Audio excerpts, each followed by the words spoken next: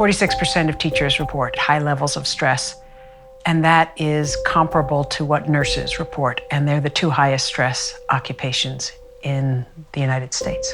Just the constant energy we're giving to our students, physical, mental, emotional, spiritual energy that we're giving to others, eventually we just run out of energy. And that's when burnout happens. That's when you become cynical. That's when you start to question, why did I even become a teacher? Do I even enjoy this anymore? There's this fundamental dissatisfaction, like, it's not the way I wanted it to be. It's not the way I remember it. Why isn't this like how it felt when I was in 3rd grade and my teacher loved me and I was the teacher's pet? Because you've changed and the world has changed and the kids have changed. What's going on here? It feels like, I know you want to learn. I really want you to learn, but something's not working.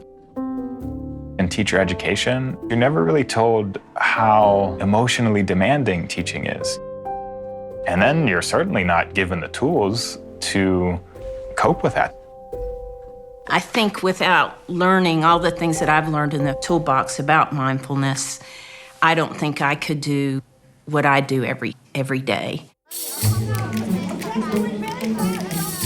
The attentional demands of teaching are incredible. You're going so fast, right? You're thinking about a million things, you're multitasking. The kids, the time, your lesson. Often that's when we as teachers, we become reactive. We sometimes use a metaphor of an elevator. So you start your day on ground floor, and your elevator over the day your stress level can go up. Often the stress level is going up and you're not even noticing it.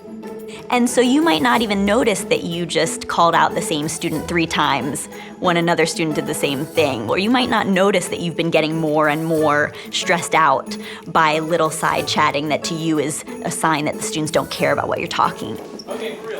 It's really hard to think straight when your mind is on the 10th floor. So bringing everything back down to baseline will allow you to see what's actually happening. Mindfulness can help you notice it, because that's the first step. The awareness to know, oh, I'm getting triggered because through mindfulness, I'm a little more aware of what's going on in my body. Maybe I'm clenching my jaw. Then you can just at least notice that for a moment. And maybe that pause is enough to not react right away at that student that gets you every day, right? Just being aware of the different, thoughts that are constantly, running through my mind, and having the tools to not be at the mercy of those thoughts, where it's just, oh, something else is possible. There's a different way of being.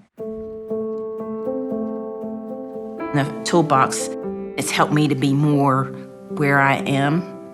It's still pretty stressful, but I used to be at such a high level of stress that it was hard for me to enjoy what I was doing. So now I'm starting to enjoy even more what I'm doing.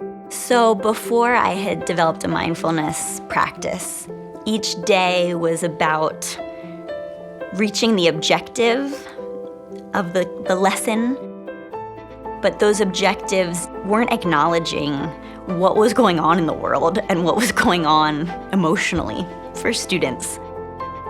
So as I developed a mindfulness practice, I was able to teach in a fun and engaging way that was transformational for students. For me, that was the beginning of me becoming what felt like a true educator. Once I started feeling more grounded and present with my students, I found teaching to be so much more joyful than it had ever been.